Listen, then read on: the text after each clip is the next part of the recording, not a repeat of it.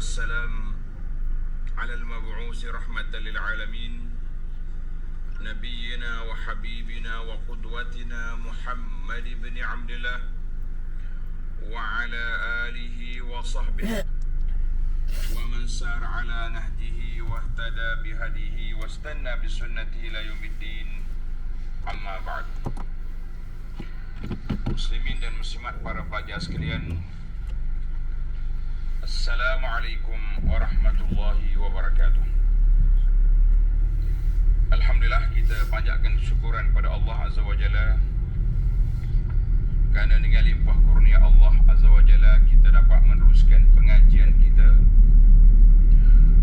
dalam tafsir Al-Quran Suratun Namli, Surah An-Namli, surah yang ke-27, juzuk yang ke-20. Sambungan kita pada kali ini ayat 76. Ayat 76 yang akan menceritakan kepada kita tentang mukjizat Al-Quran ataupun disebut dengan nama I'jazul Quran. I'jazul Quran, mana Al-Quran ini satu kitab yang mengandungi hikmah, hukum hakam, kisah-kisah yang tidak mampu dicabar oleh mana-mana orang di atas dunia ini. Fusahaul Arab, bangsawan, sastrawan, apa lagi tak mampu nak mencabarnya. Maka dalam ayat ini Allah Ta'ala cerita kepada kita tentang isbat an-nubuwah, mengisbatkan kenabian Nabi kita sallallahu alaihi wasallam, dan dakwah Nabi kepada umat dia. Ada yang menerima, ada yang menolak. Yang menerima orang yang jelek mata hatinya, yang menolak iaitulah orang yang buta mata hati. Na'udzubillah. Mana-mana orang yang buta mata hati dia, maka Al-Quran ini tidak memberi kesan ataupun pulangan yang baik dalam hidup dia. Baik para pelajar sekalian, tujuan kita belajar Al-Quran, tujuan kita duk mengaji Al-Quran ini untuk apa? Tak lain dan tak bukan untuk menjelekkan hati kita, membuka minda kita, melapangkan dada kita. Dengan apa? Dengan pengetahuan, ilmu dan ma'rifah yang boleh mengenalkan kita kepada Allah Azza wa Jalla dan mendekatkan kita kepadanya, serta melayakkan kita untuk menjadi hamba Allah yang beriman, yang diredai oleh Allah. Baik para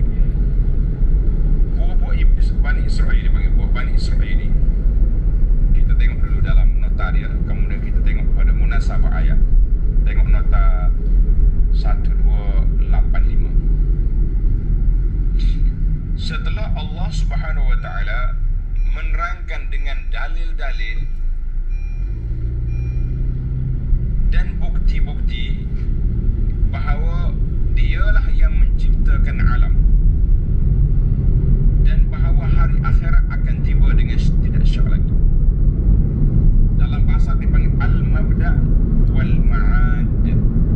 Al-mabda wal ma'ad. Allah dah mula kejadian awal dunia dan juga pengakhiran dunia ini ke mana. Itu dipanggil al-mabda wal ma'ad. Mula dan kembali dia. Alhamdulillah, kita telah bincang dah dalam siri yang lepas dan banyak siri dah. Kalau nak undur balik ke belakang, kita tak pergi ke depan. Itu istilah dia. Ada juga pelajar kata, kalau boleh sinopsis yang akhir, yang awal, saya kata tak sempat. Kalau tidak, kita undur ke belakang, nak pergi depan tak sempat. Baik, maka dalam ayat ini dan ayat-ayat yang berikutnya diterangkan pula tentang kerasulan Nabi Muhammad sallallahu alaihi wasallam. Zakara ma yata'allaqu bin nubuwah. Allah terangkan perkara yang berkait dengan kenabian. Dan tentang kitab suci Al-Quran Karim yang menjadi sebesar-besar mukjizat yang membuktikan kebenaran Nabi kita Muhammad sallallahu alaihi wasallam. Jadi mukjizat yang paling besar sekali, yang agung, iaitulah Al-Quranul Karim. Kenapa? Sebab mukjizat lain sudah hilang. Banyak mukjizat Nabi ni.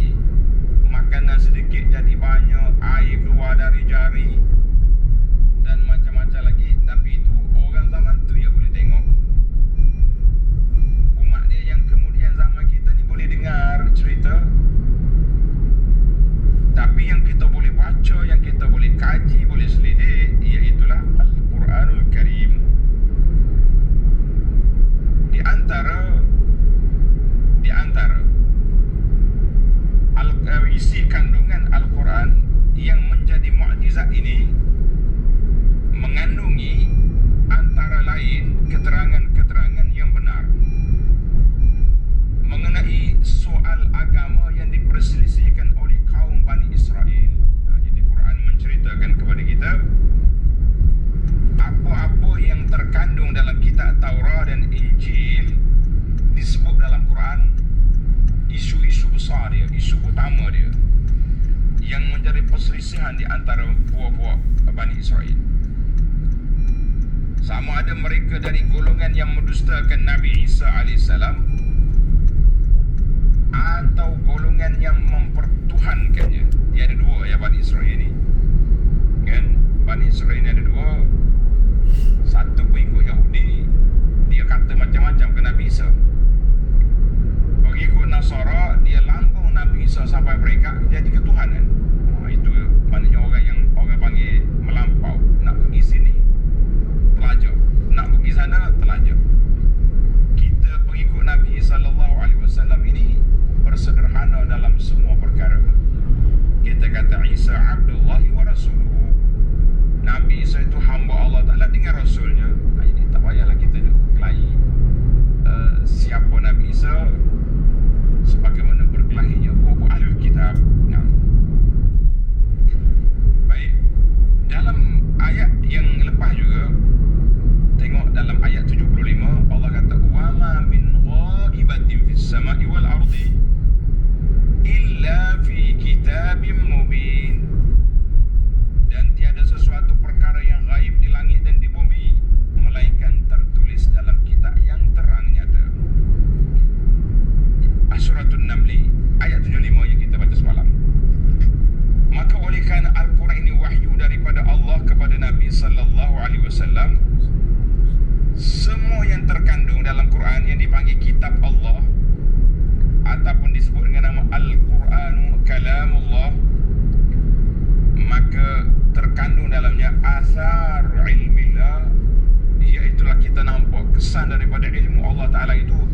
Tidak ada berita dia yang palsu, tidak ada maklumat dia yang tidak tepat, tidak ada isi kandungannya yang bercanggah sana sini, ataupun yang tidak boleh diterima oleh akal yang waras. Akal yang tak waras memang tak terima, tapi akal yang waras tak. Kerana apabila Allah Ta'ala nak ajar umat Islam ini sesuatu yang terkandung dalam Quran, fahuwal ilmul haqq, maka itulah ilmu yang benar yang kita dapat fahami daripada Al-Quran. Jadi Al-Quran ini mengandungi kisah yang dulu, kisah yang sekarang, dan kisah yang akan datang. Semua ada dalam Quran. Kita nak baca cerita Tok Adam, ada. Nak baca kisah kejadian manusia awal yang pertama, sebelum daripada itu lagi sudah berlakunya ada dialog antara malaikat, sudah berlakunya adanya kumpulan-kumpulan jin iblis, dan yang kemudian juga kita akan tahu akhirat esok apa akan berlaku, di mana tahala tuju setiap orang. Ada yang ke syurga, itulah yang kita harapkan, dan ada orang yang na'udzubillah akan pergi ke neraka. Kita kata na'udzubillah, kita minta perlindungan Allah Ta'ala daripada kemurkaan Allah. Baiklah para pelajar sekalian, tengok tafsir ayat kita ni. Inna hadzal Quran, Al-Quran ini telah menjelaskan kepada Bani Israel perkara yang benar, sedangkan mereka banyak perselisihan. Kalau kita nak tengok Nabi sebut awal lagi, Bani Israel itu berselisih berapa? 72, 73, 71 kan? Puak sudah berselisih. Di antara isu yang mereka selisihkan, tanda dia pelajar, di antara isu yang mereka berselisihkan puak-puak Bani Israel ini, iaitulah tentang kedudukan Nabi Isa, status Nabi Isa AS. Kita umat Muhammad, kita kata apa dia Nabi Isa? Abdullah wa Rasul, hamba Allah Ta'ala dengan Rasul. Itu yang kita pegang. Jadi bagi puak-puak Bani Israel, ada yang kata Isa anak Tuhan, ada yang kata Isa ni anak, na'udzubillah. Yang kedua, qissatu Uzair. Uzair, puak-puak Yahudi kata Uzair siapa dia? Uzair ibn Allah, anak Tuhan pula. Mereka berselisih juga tentang ahwalul jannati wan nar, kedudukan syurga dengan neraka. Dia kata kami ni masuk neraka 2-3 hari je, lepas tu kita keluar balik. Itu di antara isu yang menjadi perselisihan siapa dia di kalangan Bani Israel. Baik, kita umat Muhammad SAW jangan berselisih. Sebab apa kita tak selisih? Ini sebabnya, tuan-tuan, para pelajar sekalian, sebab di hadapan kita ada Al-Quran. Al-Quran ini menjadi sumber hidayah, bukan menjadi sumber tempat kita berkelahi. Baik, setelah Allah Subhanahu Wa Taala menyebut tentang dalil, Allah Subhanahu Wa Taala mempunyai ilmu yang luas. Dan dalam ayat yang lepas kita dah baca, Allah Ta'ala mempunyai ilmu, semua perkara itu berlaku dengan ilmu Allah Azza wa Jalla. Tengok dalam ayat ayat 72, wa inna rabbaka ladu 74, wa inna rabbaka la ya'lamu ma tukinnu suduruhum wa ma yu'lin. Allah Ta'ala tahu semua apa yang ada dalam hati mereka dan apa yang kamu zahirkan. Allah Ta'ala sudah tahu. Maka ayat ini, ayat yang kita akan baca ini para jemaah sekalian, ayat 77, ini dia panggil atba'u dalil fadlihi wa hilmihi. Allah Ta'ala ikuti dengan dalil limpah kurnia Allah sangat luas. Hilm, maknanya Allah Ta'ala berlemah lembut dengan hamba-hamba dia. Walaupun orang ni derhaka, walaupun orang ni tak dengar kata, walau tapi makan minum cukup. Makan minum cukup. Kita sekali orang tak setuju dengan kita, tak ajak dah makan. Orang panggil keluar dalam senarai jemputan. Dia tu, mula ajak lain kali. Allah Subhanahu Wa Taala walaupun orang syirik derhaka kepada Allah, tapi makan minum terjaga. Allahu Akbar. Tidak kata terpaksa kena akak bendera putih, tak adalah. Kita kata kenapa akak bendera putih tu? Itu buat rumah orang bukan Islam tu. Dah lapar dia, Tuhan tak bagi rezeki. Bagi rezeki.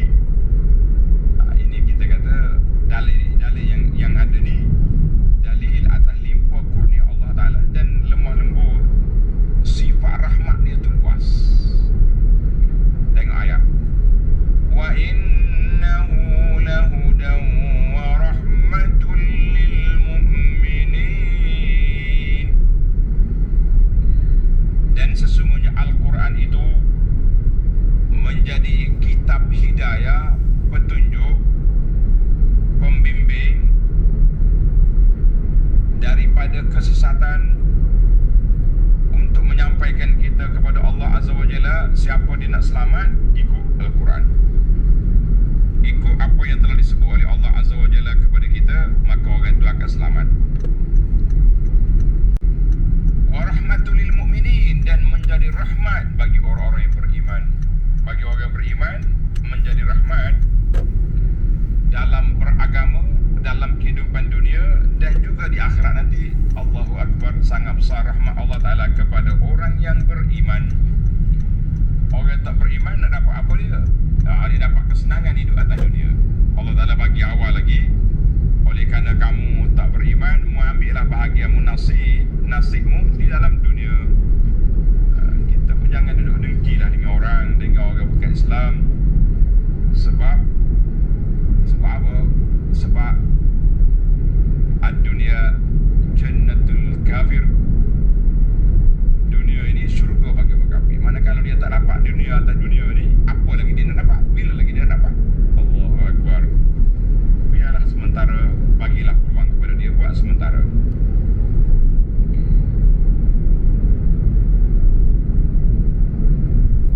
Ayat 78.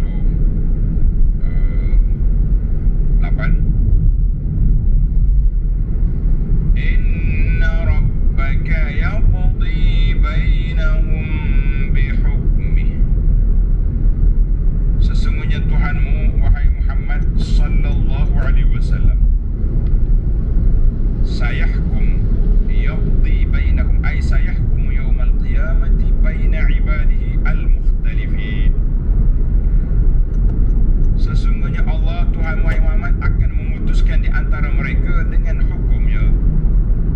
Siapa dia mereka yang duduk bersisih pandangan itu?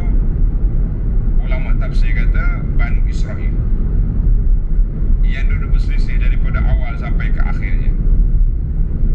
Ada juga ulama kata maksud dianya bainal mu'minina wal kafirina fil akhirah.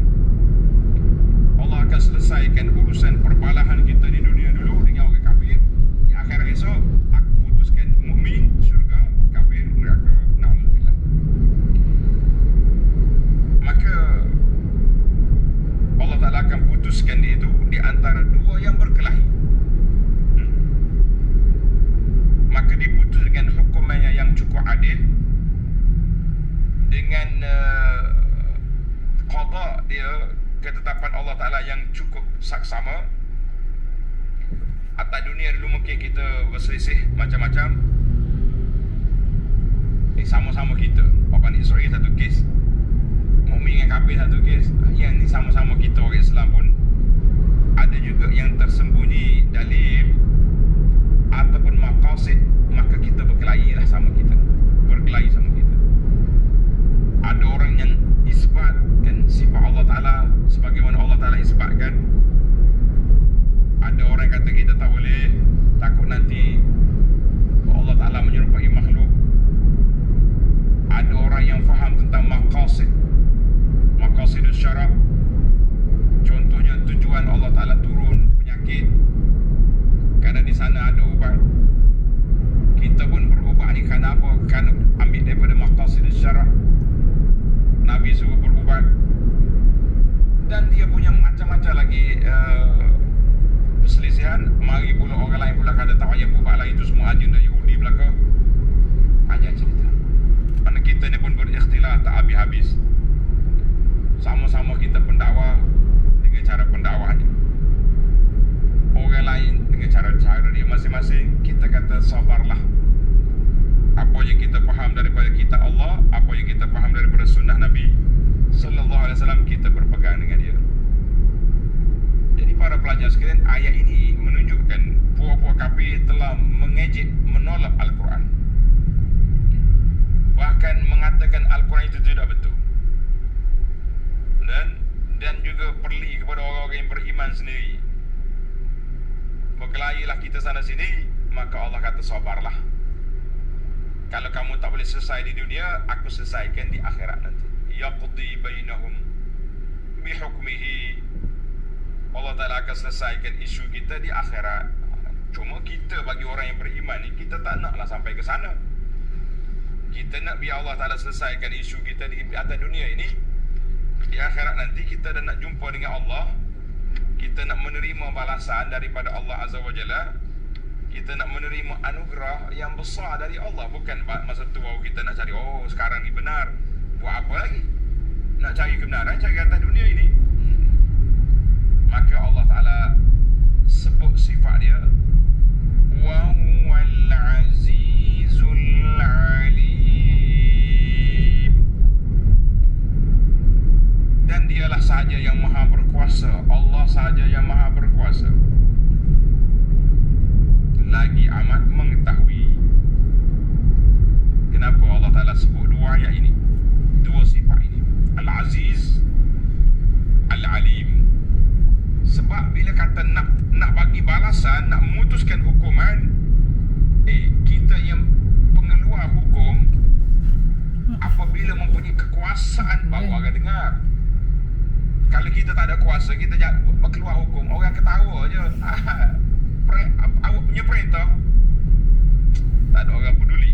Itu dia panggil orang yang tak ada kuasa mengeluarkan hukum. Dan hukuman aku ini, tengok, ini dia panggil ilmu tadabbur para jemaah sekalian. Hukuman aku ini adil, telus, saksama. Kenapa? Sebab sifat nak Allah Ta'ala Al-Alim, yang maha mengetahui. Dan Allah Ta'ala maha mengetahui, hukuman dia sudah pastinya adil. Kalau orang tak tahu, baru hukuman dia orang panggil berbelit-belit, entah betul entah tidak. Allahu Akbar. Ini dia panggil ilmu tadabbur Al-Quran. Tuan-tuan jangan bimbanglah dengan ilmu tadabbur ni. Kita nak hilangkan kejahilan kita dengan tadabbur Al-Quran. Ni ada orang kata pula macam-macam, tadabbur Quran tak mengaji fardu ain sesat. Kita kata fardu ain lah tadabbur Quran ini. Nak fardu ain itu apa benda? Kita akan bincang nanti. Baiklah. Mana Allah Ta'ala Al-Aziz, gagah perkasa, dia boleh ambil tindakan. Tapi Allah Ta'ala bersifat dengan Alim, maha bijaksana, maha mengetahui di dalam semua hukuman. Allahu Akbar. Jadi kita pun yakin. Sebab itulah mahkamah di dunia, dalam bahasa kita mengaji akidah dipanggil laisa kamitsli syai'. Tidak ada bandingan dengan Allah. Cuma nak suruh nampak analogi mudah. Kenapa tuan-tuan qadi, tak kira lah mahkamah sivil ke, mahkamah KP ke, mahkamah yang terlibat dengan undang-undang Islam, dia panggil qadi. Yang mahkamah sivil orang panggil hakim. Semua mereka ini diberi gelaran yang arif. Yang arif tuan qadi. Kalau yang besar lagi pakai YAA, yang amat arif. Oh, yang amat arif. Kenapa? Bila kita sebut yang arif, kita nak suruh orang yang datang ke mahkamah memberi kepercayaan bahawa yang akan memutuskan hukuman ini, yang akan menjatuhkan hukuman ini, yang arif, yang amat arif. Oh, jadi baru kita rasa, oh bijak dia ni. Tak kira lah, itu dia panggil daripada standard level manusia. Tapi bagaimana kita kata Al-Alimul Khabir, yang amat mengetahui, yang amat arif, yang amat pakar. Allah Azza wa Jalla yang akan memutuskan di akhirat, sudah tentu kita rasa lebih tenang, lebih yakin, lebih percaya bahawa Allah Ta'ala akan jatuhkan hukuman dengan penuh keadilan, dengan penuh saksama. Ini akidah kita, orang yang beriman. Baik para pelajar sekalian, ayat 79, setelah kita mengetahui sifat Allah Ta'ala Al-Ilmu, keagungan dan ketinggian kedudukan, Al-Hikmah, kebijaksanaan yang sudah pasti sempurna, maka sebab itu adalah kamu bertawakal, menyerah diri kepada Allah Azza wa Jalla bulat-bulat. Kata tafsir ni, serah diri bulat-bulat, pergantungan kita kepada Allah Azza wa Jalla. Ayat 79, fatawakkal 'ala Allah innaka 'alal haqqil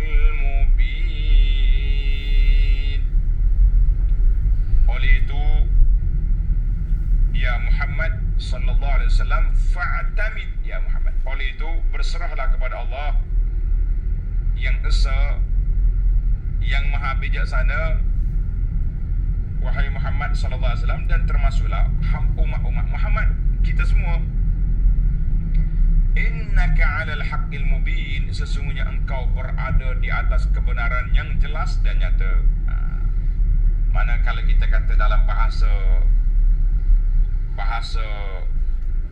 orang kerja sekarang ni, dia panggil Nabi telah dapat CJ ISO daripada Allah, bukan daripada Sirim. ISO daripada Allah Azza wa Jalla, bahawa sesungguhnya engkau wahai Muhammad sallallahu alaihi wasallam berada di atas kebenaran yang jelas lagi nyata, la khafa wala ishtibah. Tak ada benda yang tersembunyi, tidak ada benda yang meragukan. Wa in khalafaka man khalafaka fala yahzunka. Kalau orang lawanmu, orang menyalahi ajaranmu, orang menyalahi perintahmu, jangan sedih, jangan duka cita. Mereka tidak akan dapat memberi mudarat kepadamu. Wamdi lima umirta bihi, teruskan berjalan, teruskan dakwah, teruskan menyampai kepada umat, teruskan bekerja untuk mencerahkan, memberi pencerahan kepada umat, sehingga hilang daripada mereka selaput-selaput jerubu-jerubu pemikiran syirik, khurafat, takhayul dan apa saja perkara yang tidak baik. Mudah-mudahan mereka akan menerima dakwah yang engkau bawa ini. Allahu Akbar. Baik, selesailah kita. Allah Ta'ala sebut tentang dia. Allah Ta'ala puji kepada hambanya, Rasulnya, Rasul Rabbil Alamin, Sayyidina wa Qudwatina Muhammad ibn Abdullah. Maka di sini Allah sebut pada Nabi, jangan sedih, jangan duka cita. Wa ma'alaika illal balagh, kerja kamu menyampaikan. Kerja kamu menyampaikan. Tengok ayat 80 dan 81. Innaka la tusmi'ul mauta wa la tusmi'us summa du'a. Sesungguhnya engkau wahai Muhammad sallallahu alaihi wasallam tidak dapat menjadikan orang-orang yang mati. Mati mana ni? Mati hatinya. Orang yang sudah mati hatinya itu menerima ajaranmu, tak mampu engkau Muhammad. Ini dia panggil hidayatut taufik, itu kuasa Allah. Dan tidak dapat menjadikan orang-orang yang pekak itu mendengar seruanmu, bukan pekak telinga, pekak hati.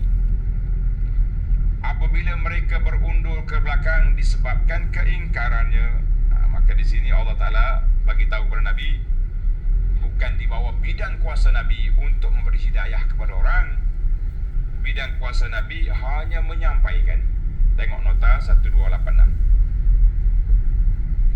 Dalam ayat ini dan ayat-ayat yang berikutnya, Allah Subhanahu wa Ta'ala menerangkan bahawa orang-orang kafir yang degil dengan kekufurannya adalah ibarat orang-orang yang telah mati hatinya. Ini dia panggil orang mati hati. Pekak telinganya, Masya Allah, dan buta matanya. Ketika itu maka engkau wahai Muhammad sallallahu alaihi wasallam tidak akan dapat menjadikan mereka memahami, mendengar dan melihat kebenaran Islam yang engkau serukan itu, apalagi mereka nak beriman. Maknanya Allah Ta'ala bagi clue awal-awal lagi kepada Nabi sallallahu alaihi wasallam, ada di kalangan orang yang akan kamu akan berdepan, tak kiralah di kalangan Quraisy ke, di kalangan siapa nanti, dan para pendakwah di kalangan umatmu juga akan berdepan dengan orang yang mati hati, buta tuli telinga, buta mata, semua itu hati belaka. Mereka tak akan menerima dakwah. Allahu Akbar. Ayat 81. Wa ma anta bihadil ummi an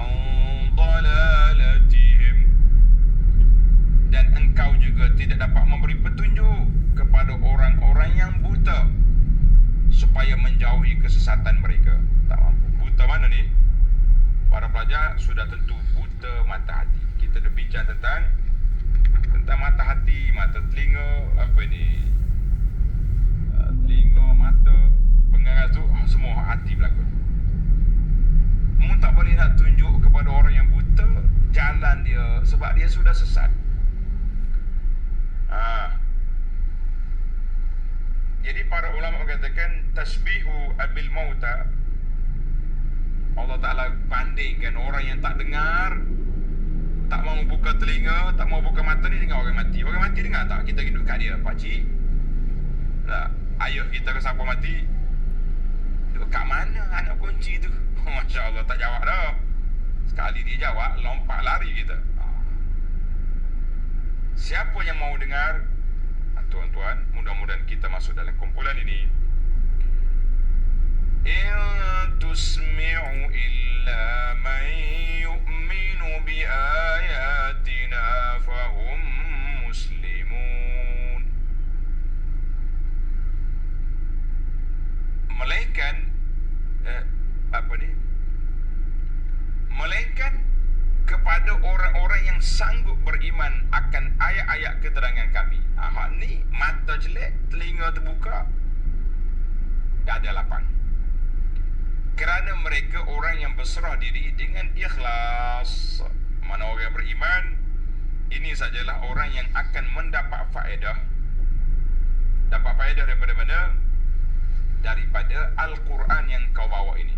Dapat faedah daripada ilmu yang kau sampaikan. Dapat faedah daripada segala perkara yang ada ini.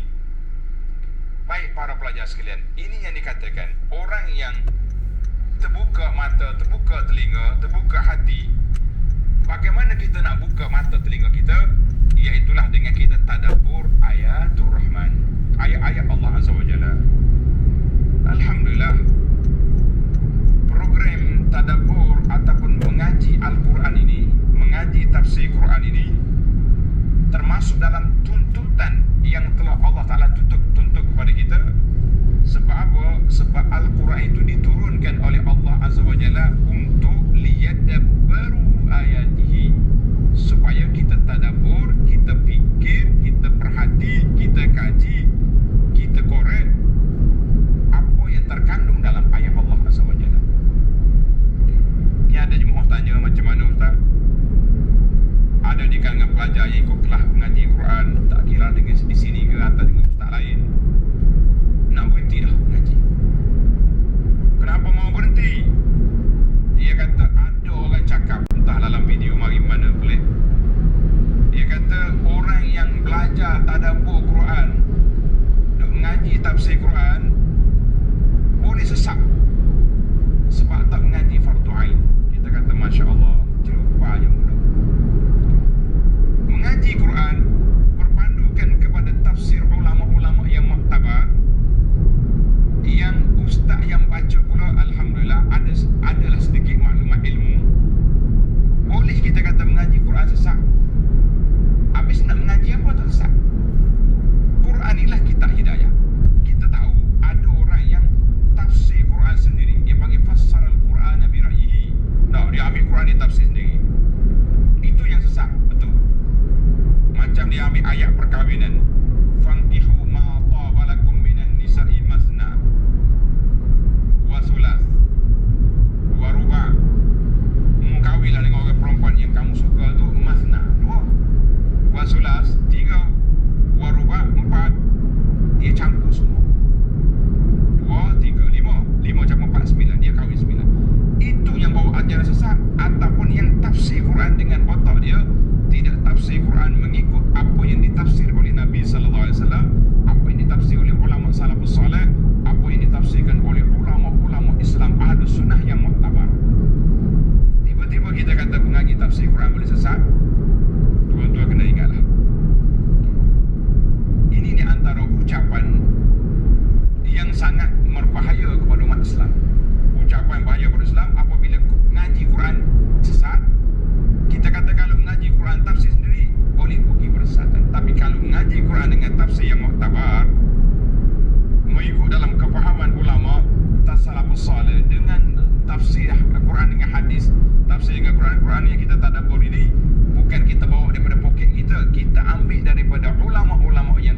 tafsir.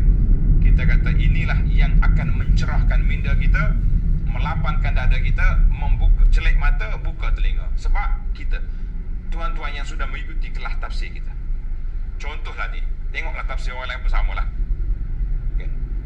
Kita terasa kita setiap ayat yang kita baca, Allah Al-Azizur Rahim, Al-Ghafurur Rahim, Al-Azizul Alim.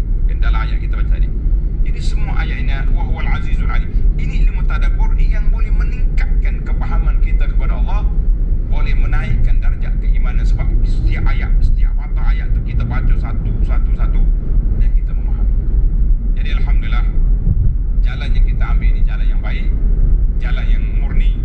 Sebab kita nak belajar ilmu tadabbur. Bukan bermakna bila kita belajar ini kita tak belajar ilmu fardu ain yang lain, tak belajar fiqh, tak belajar tauhid. Apa lagi tauhid yang paling tinggi selain daripada tauhid yang kita belajar daripada ilmu yang Allah sendiri ajar kepada hamba dia, nak mengenali Allah melalui Al-Quran Karim dan juga yang ditafsir oleh Nabi sallallahu alaihi wasallam. Kita kata ini satu kepentingan bagi umat Islam, bukan satu kepincangan dalam hidup kita. Pincang hidup kita bila kita jauh daripada Quran. Sekarang ni ada macam-macam dia panggil tafsir isyari, tafsir batini. Itu yang sesat.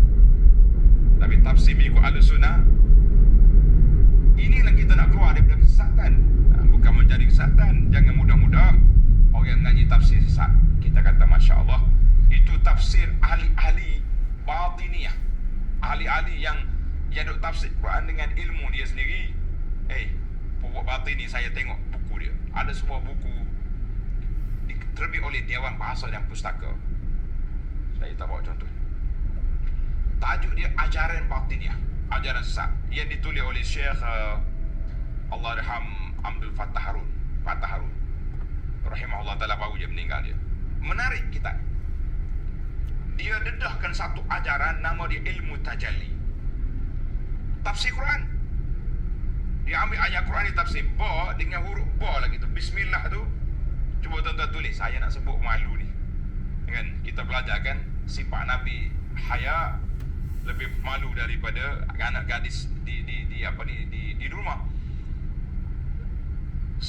Dia tafsir, dia tulis Quran tu dengan ala kemaluan manusia. Oh tu air mani, yang lain-lain tu nak sebut pun bukan tempat sebut ni, tepat. Itu dia panggil tafsir batiniyah, tafsir isyari, tafsir mengaru yang betulnya. Itu yang salah. Jadi para jemaah sekalian, teruskanlah belajar tafsir. Kalau ada kita kata belajar tafsir boleh bawa kesesatan, kita kata dia yang bawa ajaran sesat. Sebab menyesatkan orang belajar Al-Quran. Kita kata belajar Al-Quran tafsir dengan otak, memang boleh pergi. Tafsir berra'yi, lah. Dan kita tafsir dengan apa yang ditafsir oleh para ulama. Kita rujuk kepada Ibnu Katsir, kita rujuk kepada Al-Qurtubi, kita rujuk kepada ulama-ulama tafsir yang muktabar. Selalu kita sebut nama-nama ulama ni, terutama sekali tafsir di kalangan sahabat Ibnu Abbas. Kita kata inilah yang membuka ceria kita, yang membuka minda kita, yang insya-Allah kita terasa Al-Quran ini turun untuk kita. Barulah kita terasa zalikal kitabul la raiba fihi hudan lil muttaqin.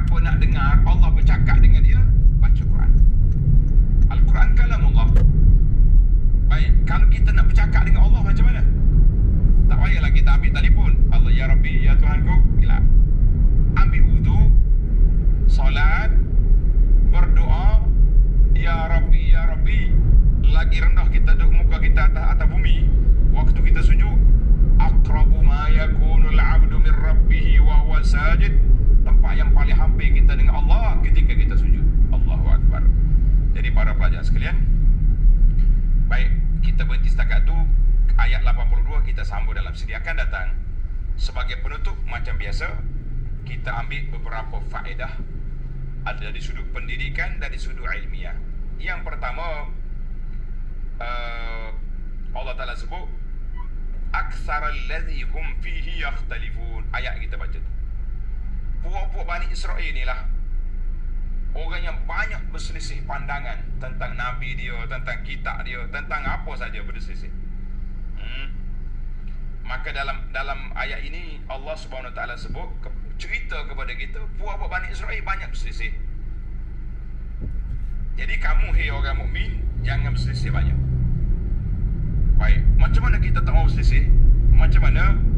Jawabnya, kita kena fokuskan kepada isu besar. Isu besar Allah Ta'ala bawa bagi Al-Quran untuk apa? Menjadi hidayah.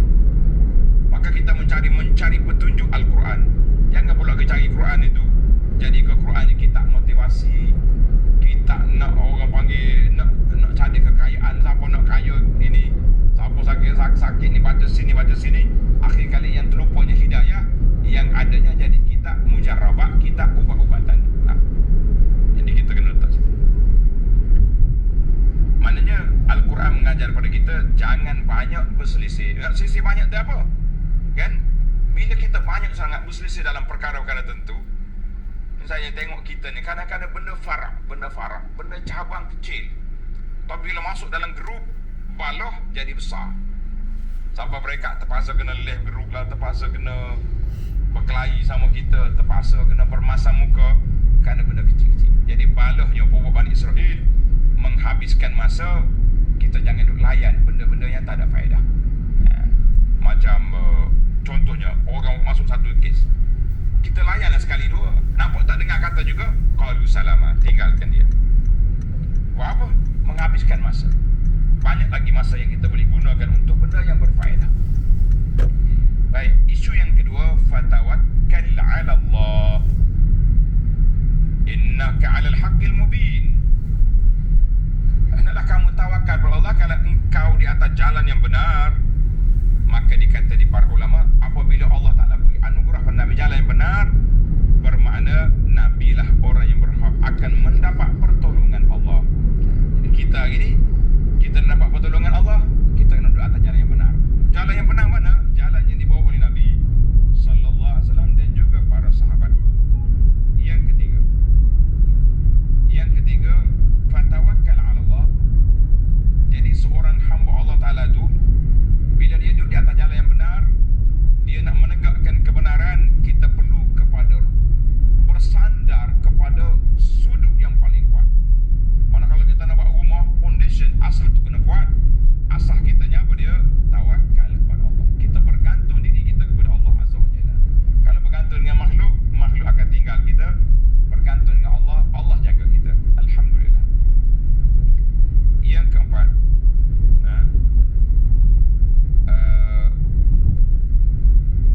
dalam ayat ini Allah sebut dua, fatawakkal innaka 'alal haqqil mubin.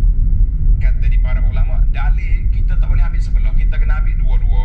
Yang pertama, kita kena mencari kebenaran. Bila kita jumpa benar, ini dibawa oleh Nabi, ini dibawa oleh salafus salih, ini dibawa oleh para ulama kita Ahlus Sunnah, maka dalam akidah kita, dalam amalan kita, kita kena berpegang.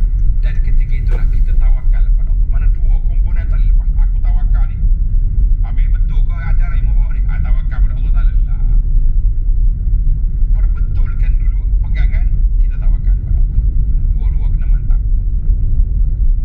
Yang kelima, innaka 'alal haqqil mubin. Sesungguhnya engkau wahai Muhammad sallallahu alaihi wasallam duduk di atas landasan yang benar lagi nyata. Kata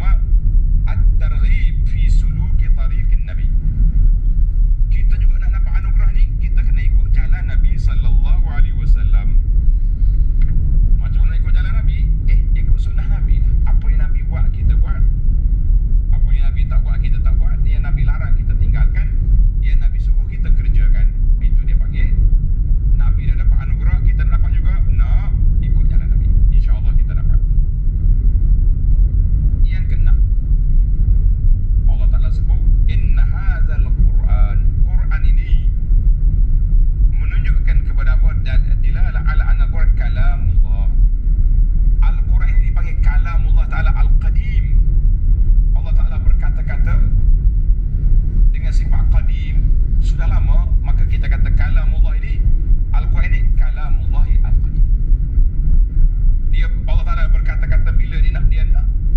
Mata sya wa kaifa sya. Itu kuasa Allah. Jangan duk tanya macam mana Tuhan berkata-kata. Didengari oleh malaikat, didengari oleh Nabi Musa ketika bermunajat dengan Allah, dan juga didengari oleh Nabi SAW ketika Nabi kita bermunajat dengan Allah menerima wahyu solat.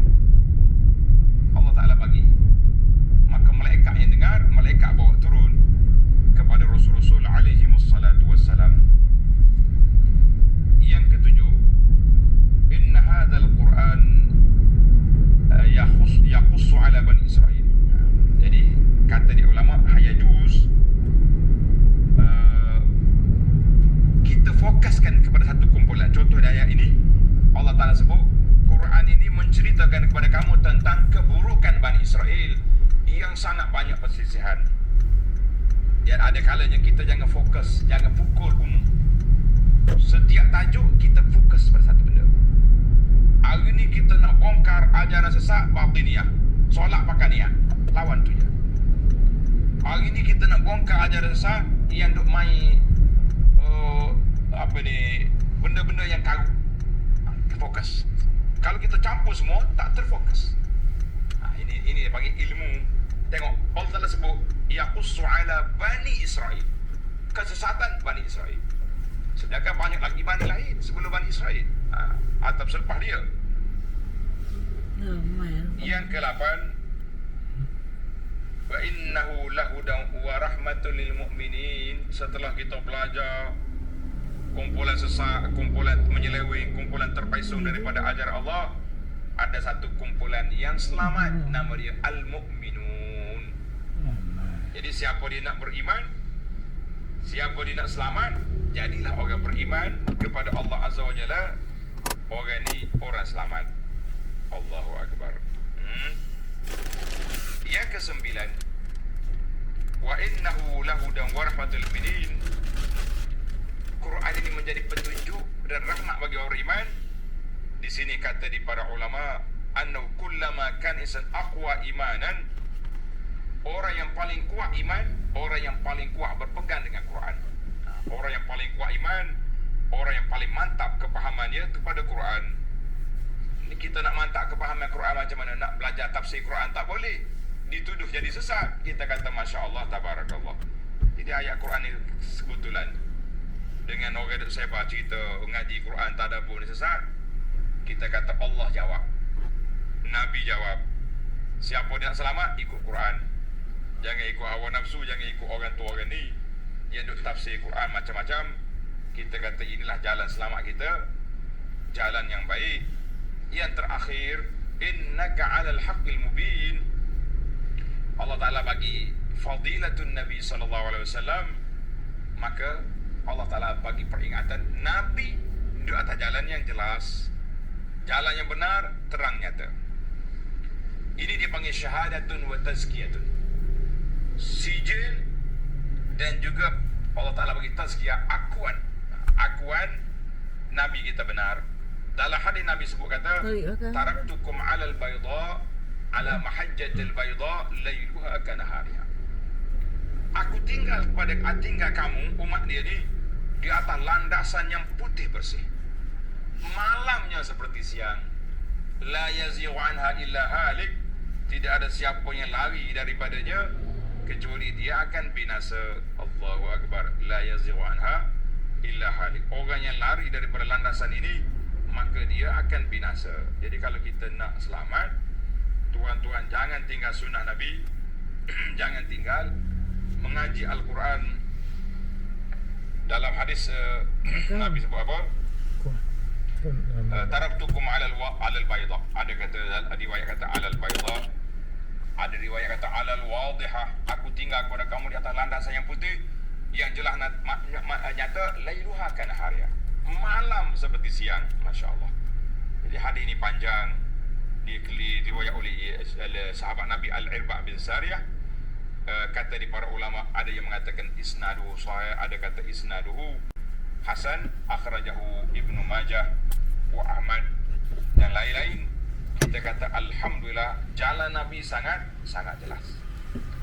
Aku tinggal kepada kamu di atas landasan yang putih bersih. Islam tu sudah jelas. Bila Islam ni mula jadi jerubu, mula jadi tak jelas, bila para pelajar sekalian, apabila sudah dimasuki oleh ajaran-ajaran yang pelik dalam Islam. Masuknya kumpulan falsafah, mari bawa zanadiqah menafsirkan Quran dengan hawa nafsu. Apabila tersebar luahnya negara Islam, maka bercampur budaya-budaya orang-orang yang hidup di orang Parsi, orang-orang lain. Maka ketika itulah filter penapis tu duduk di tangan para ulama. Ada ulama yang kuat dia punya penapis, tak boleh dirempuh masuk oleh ajaran lain, dan ada yang lega. Kerana itu dalam kitab-kitab kita pun banyak cerita-cerita Israiliyat yang masuk, dan banyak juga cerita-cerita pelik yang masuk. Jadi alhamdulillah para pelajar sekalian, kita berpuas hati dengan apa yang kita ada, dan kita berdampinglah dengan Quran. Bila-bila masa saja, jangan sekali-kali tinggalkan Al-Quran, kerana itulah kalamullah, itulah kitab hidayah, petunjuk yang Allah tinggalkan kepada kita. Jadi insya-Allah 10 pengajaran yang kita dapat, kita akan sambung lagi perbincangan kita dalam ayat 82 pada siri yang akan datang insya-Allah. Subhanakallahumma bihamdika asyhadu an la ilaha illa anta astaghfiruka wa atubu ilaik. Wa sallallahu ala nabiyyina Muhammadin wa ala alihi wa sahbihi ajma'in. Walhamdulillahi rabbil alamin. Bismillahirrahmanirrahim. Alhamdulillahi rabbil alamin. Wassalatu wassalamu ala rasuli rabbil alamin. Nabiyyina wa habibina wa qudwatina Muhammad ibn Abdullah wa ala alihi wa sahbihi wa man walah. Amma ba'd. Alhamdulillah para pelajar sekalian, pada pagi ini Ahad 29 hari bulan 8 2021, bersamaan dengan 20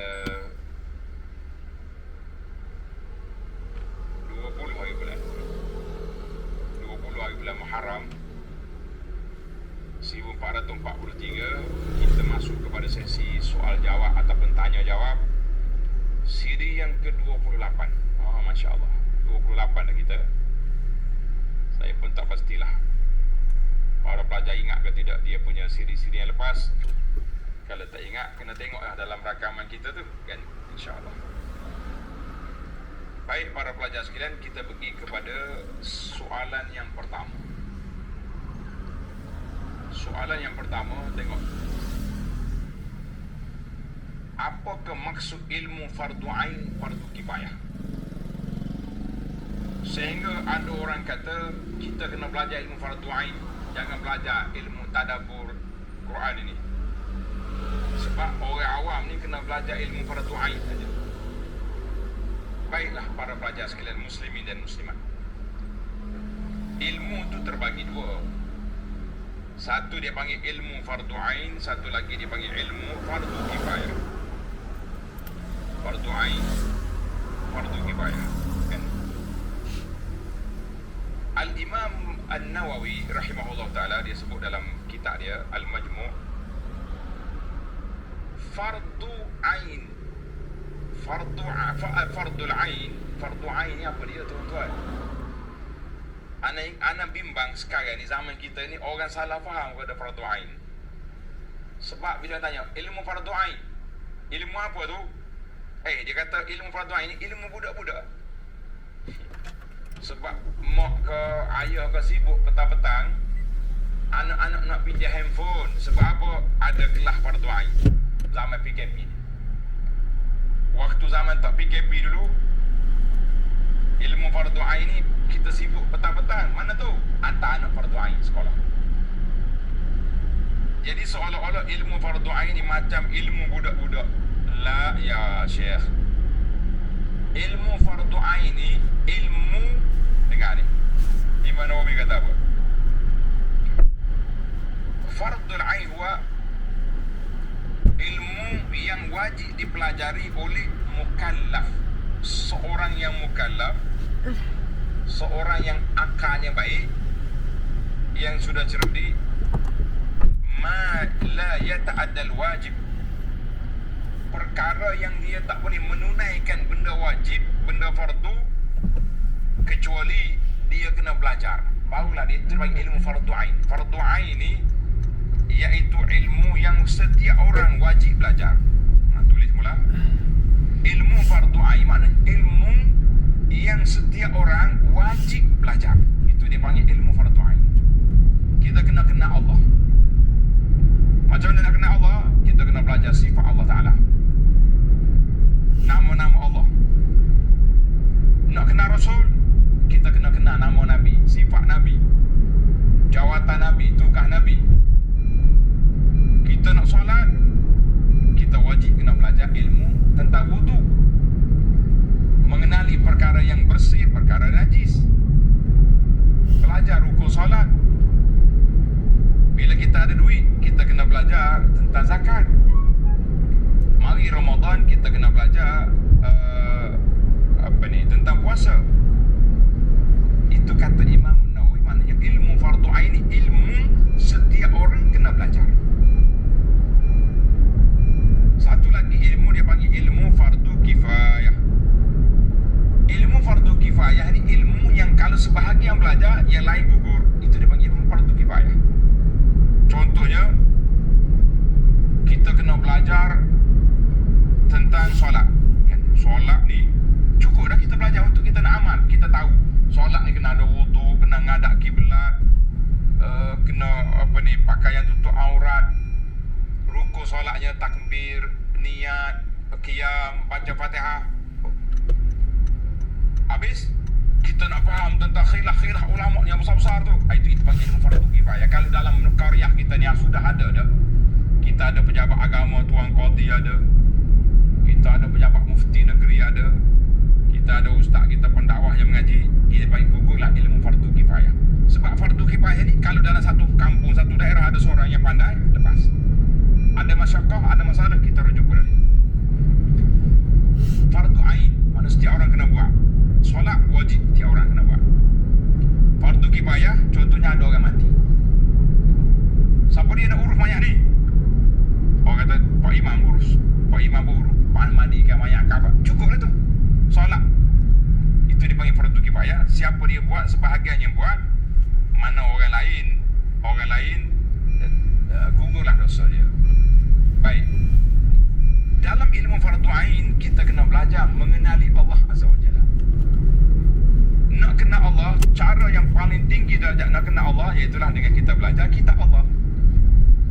Kita memahami Al-Quran dan ilmu tadabbur kita ni. Tuan-tuan kena ingat, dalam Al-Quran Allah Ta'ala sebutkan ayat-ayat tentang kewajipan tadabbur. Dalam surah An-Nisa ayat 82 Allah kata, afala yatadabbaruna al-Quran. Adakah kamu tidak tadabbur Quran? Kalau Quran ni mari daripada lahir daripada Allah, kamu akan dapati percanggahan maklumat yang cukup banyak. Kita belajar. Tuan-tuan belajar ilmu tadabbur daripada awal kita belajar sampai hari ni. Kita dah sebut Al-Quran tak ada maklumat yang bercanggah. Dalam surah ni Allah tafsir ayat ni. Dalam sini tafsir ayat ni cerita yang sama Nabi Musa, tapi pak ni cerita lain je. Tuan-tuan akan rasa betapa indahnya hidup bersama Quran. Sebab itulah bagi kita, orang yang hidup bersama dengan Quran, dia tafsir mengikut tafsiran kefahaman Ahlus Sunnah, ulama salafus salih, orang ni tidak akan lari daripada landasan yang benar. Jangan bimbanglah tuan-tuan, teruskanlah belajar ilmu tadabbur Quran. Dia termasuk juga dalam ilmu fardu ain. Kita nak kenal Quran. Allah Ta'ala turun Quran kepada kita menjadi kitab hidayah, kitab pedoman. Kenapa kita takut nak belajar Quran? Inilah masalah. Orang panggil fobia tak kena tempat. Dan Islam fobia, tadabbur fobia pula. Ada isu baru sekarang dipanggil tadabbur fobia. Takut nak tadabbur Quran, konon-konon tadabbur Quran boleh bawa sesat. Memang sesat kalau tadabbur dengan otak kita sempat mata-mata. Tapi kalau kita tadabbur dengan ilmu yang disampaikan oleh para ulama, bagaimana kita nak kata sesat? Allahu Akbar. Itulah dia. Kita bimbang. Mudah-mudah nak sesat-sesat ni. Sedangkan kita Allah Ta'ala kita hidayah. Hati-hati tuan-tuan, jangan masuk dalam perangkap kumpulan-kumpulan yang lebih percaya kepada mimpi-mimpi yang tentu ayah dia mimpi lebih hebat daripada kita duk baca tafsir Quran yang mari daripada Nabi, yang mari daripada para ulama salafus salih, mari daripada ulama-ulama tafsir yang muktabar. Jadi ada pula orang kata kita kena tafsir semula Quran. Saya kata bukan tafsir semula Quran. Quran sudah ditafsir oleh para ulama besar.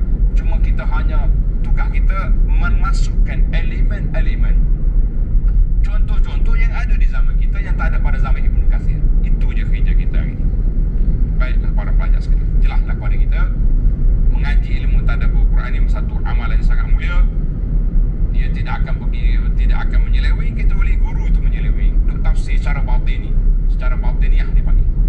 Ini sangat-sangat berbahaya. Baiklah, kita pergi pada soalan yang kedua. Boleh tolong perjelaskan, kita dengar kisah Nabi Sulaiman. Sekali Ustaz sebut duduk di Syam. Ada kata Sulaiman di Palestin. Yang mana satu negara Sulaiman? Masya Allah. Terima kasih kepada yang bertanya. Kita pun kadang-kadang tak perasan dah. Kadang-kadang kita sebut Sulaiman balik ke istana Sulaiman di Palestin, di Syam. Untuk maklumat para pelajar, kita belajar ilmu geografi, ilmu tentang dunia ini. Dia panggil Mantiqatul Syam. Kalau kita nak kata apa dia ni kawasan ni? Kawasan Syam. Satu negara Syam itu luas. Negeri dalam Syam ni Palestin, Jordan sekarang ni, Urdun, Syria, Lebanon, itu dimasuk dalam daerah Syam. Mana kalau kita kata pergi ke Syam, mana satu kawasan lah Syam. Dia lawan dia Yaman. Yaman ni Syam sini. Kamu di dalam negara Syam itu adanya negeri-negeri yang tersendiri. Macam Palestin duduk dalam Syam. Untuk geografi sekarang lah, Jordan, Syria, Palestin sudah pastinya. Israel tak ada kan? Lebanon, itu dia panggil kawasan bumi Syam. Jelaslah kepada kita. Kalau dengar lagi cerita Sulaiman lepas ni, jangan keliru. Bumi Syam tu semuanya termasuk dalam barakna hawla. Allah Ta'ala sebut dalam Quran, Subhanalladzi asra bi'abdihi laylan minal masjidil haram ilal masjidil aqsa alladzi barakna hawla. Masjid Aqsa tu di Palestin, dan yang kami berkati iaitulah bumi Syam. Ada sebuah kitab orang tulis Fadailus Syam, sebuah buku menarik ni, tuan-tuan ada dalam internet. Tajuk dia Fadailus Syam, kelebihan bumi Syam. Baik, itulah dari situ. Soalan yang ketiga, apakah hukum aurat dan hubungan seorang wanita dengan anak laki-laki bekas suaminya dengan isteri lain? Bolehkah dia memeliharanya? Ini soalan daripada saudari kita ni. Dia ada anak tiri lah, anak suami. Suami kita ada anak, maka anak dia tu dengan anak isteri lain. Isteri yang kedua, yang ketiga, yang keberapa ni, dengan semua anak-anak suami tu jadi mahram. Dia panggil jadi ibu belaka, ibu tiri, dan jadi mahram. Jadi kalau puan nak ambil anak ni, nak bela dia, nak pegang dia, tak ada masalah. Dia panggil adik, anak tiri. Soalan yang keempat, betul ke ada ilmu solat dikaitkan dengan rukun Islam? Dia kata dalam solat ada mengucap 2 kalimah syahadah, ada puasa. Sebab apa puasa? Bila kita solat tak boleh bercakap, tak boleh makan, ada puasa. Ada zakat waktu, mana kita guna solat tu tak boleh buat benda lain. Ada haji, kita kata ini dalam sudut bahasa dia panggil ilmu hikmah tu tashri'. Dalam solat ni mengandungi rukun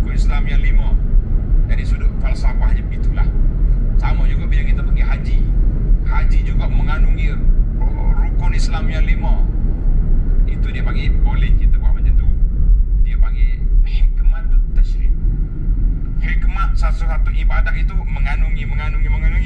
Kita cuba nak kaitkan dengan ibadat-ibadat yang lain. Kita kata itulah semua ibadat yang disyariatkan oleh Allah Azza wa Jalla, dia ada kaitan satu sama lain. Kita boleh tafsirlah. Dalam puasa, dalam solat ada syahadah. Ya, mana ni? Asyhadu an la ilaha illallah. Ada puasa, ada. Sebab bila kita puasa tak boleh makan. Orang solat boleh makan tak? Tak boleh makan. Oh, Masya Allah. Ada apa lagi dia kata ni? Ada zakat, ya. Zakat apa? Zakat waktu. Kita tak boleh guna waktu ni untuk benda lain. Tak boleh. Bila takbir Allahu Akbar, khas untuk salat. Ada haji, dan orang haji ni pergi kepada Allah Ta'ala, minta ampun, zikir, semua ada dalam ni. Kita kata ya, ada dalam tu. Cuma jangan salah tafsir lah. Kalau orang duk main falsafah ni akhir kali, tak payah pergi Mekah, apa kaki pakai solat. Itu dipanggil ada sesat. Soalan yang seterusnya, yang kelima, saya jual rumah kepada anak saudara saya. Minta dia bayar setiap bulan sekian-sekian. Kalau saya mati, bayaran tersebut dia bagi ke tabung masjid. Sahkah jual beli kami tadi? Dan ketika dia bayar ke masjid, adakah dikira saya sedekah ke dia sedekah? Saya tak tahu ni perempuan ke laki-laki. Yang pentingnya, jawapan kepada soalan ni, tuan atau puan, kita kena tulis, dipanggil surat wasiat. Surat wasiat. Membayar rumah aku ni selagi aku hidup. Aku hidup, aku nak makan duit ni. Nak beli makanan, nak beli ubat, nak beli macam-macam keperluan. Kalau aku mati, contohnya kita ada 50,000 lagi. 50,000 lagi belum bayar hutang rumah ni. Maka ni setiap bulan masuk tabung masjid. Itu dia panggil wasiat. Eloknya ditulis wasiat ini, dia bertulis. Takut nanti terlupa. Anak saudara kita terlupa, nanti tak bayar nyanyi ke dia. Kita dalam kubur menunggu pahala tak sampai, dia nanya sebab makan duit kita. Dua-dua kita kata rugi. Tulis sebagai wasiat. Mana-mana bayaran yang belum jelas, kira aku mati, jadikan dia sedekah, wakaf untuk aku beri kepada masjid. Maka tuan atau puan boleh pahala dengan sebab itu. Cuma kita kena ingatlah, kita kena andaikan berapa lagi harga rumah belum bayar? 50,000. Berapa aset kita semua lagi untuk pusaka orang lain? Banyak lagi, juta-juta lah. Boleh. Sebab kalau sudah jadi wasiat ataupun wasiat, dia tak boleh lebih daripada 1/3 daripada keseluruhan harta. Kalau setakat 100,000, 200,000, kita ada sejuta, tak ada masalah. Sesalah, alhamdulillah. Tulis wasiat, jangan tak tulis. Soalan yang keenam, saya ingin bertanya tentang madain soleh. Kita selalu dengar dalam kuliah ustaz ni, madain soleh, puak-puak samud. Jadi dalam hadis Nabi larang daripada masuk ke kawasan orang yang kena zalim. Hadis ini sahih tuan-tuan. Hadis yang Nabi kita larang daripada pergi ke tempat orang zalim. Kalau kamu nak masuk juga, Nabi kata, kenalah kamu menangis. Takunu baki, kita menangis, kita sedih, kita cepat-cepat berjalan keluar daripada itu. Jangan minum makanan situ, jangan. Satu, ini hadis larangan. Hadis sahih. Ada lagi ayat Quran yang kita duk baca tadabbur ni pagi-pagi, Suratun Naml ayat 69, fasiru fanzuru, berjalan tengok. Jadi macam mana kita nak jamak ayat ni? Hadis larang, ayat suruh. Jawabnya, ayat Quran dengan hadis tidak bercanggah. Ayat Quran dengan hadis tidak bercanggah sama sekali. Sebab apa tak bercanggah? Quran suruh kita pergi musafir, mengembara, tengok tempat orang kena azab. Hadis ini larang masuk di kawasan itu. Mana kalau kita pergi ke di Arab Saudi sekarang ni, Madain Soleh duduk di satu tempat nama dia Al-Ula. Mantika Al-Ula masih lagi di bawah Gubernur Madinah, 400 km jarak. Mana bila kita pergi, kita hanya tengok kawasan orang kena azab itu. Jangan duduk situ, jangan duduk pesta itu, jangan pergi makan minum situ. Kita pergi di situ. Habis kita duduk di sekitar di Masjid di kawasan Al-Ula tu, kita boleh tengok kawasan-kawasan yang orang kena azab. Jadi kita boleh jamak di antara dua. Jangan masuk happy-happy, gembira di sana. Soalan dia agak sensitif, dia tahu tak pergi ke tidak? Ya, saya jawab saya pergi.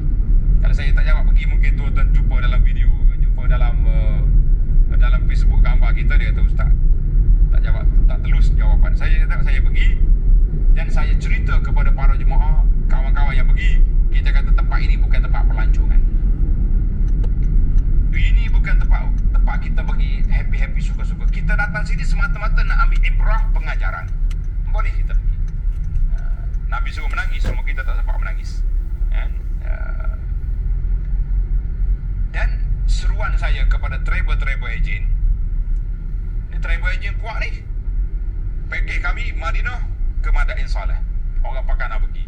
Jadi kalau pergi sekali seumur hidup cukuplah untuk kita nak tengok. Ni hari-hari kita pergi gembira pula, happy setiap kali pergi, duduk selfie di tempat-tempat orang kena laknat, kena bala. Sama juga dengan Laut Mati. Saya pergi juga Laut Mati pergi tengok. Dan jangan happy lah ni orang duduk berendam dalam Laut Mati dia pagi sampai gelap. Cukuplah kita pergi sekali, kita tengok untuk mengambil pengajaran dan ibrah. Kita belajar dalam Quran, belajar dalam kitab sirah, kita nampak semua ni Laut Mati, ini tempat Madain Saleh. Dan kalau orang pergi Mesir dipanggil Tasik Qarun di Fayum, itu pun kita ada juga orang pergi tengok, nak tengok orang panggil rumus ketua ni orang kaya dalam dunia ni ditelan oleh bumi di tempat itu.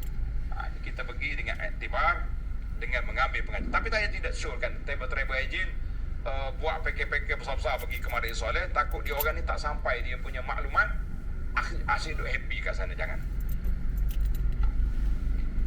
Baik, soalan yang ketujuh, tempat kami solat fardu Jumaat hanya satu azan. Bolehkah kita solat sunat qabliyah dua-dua sebelum masuk waktu?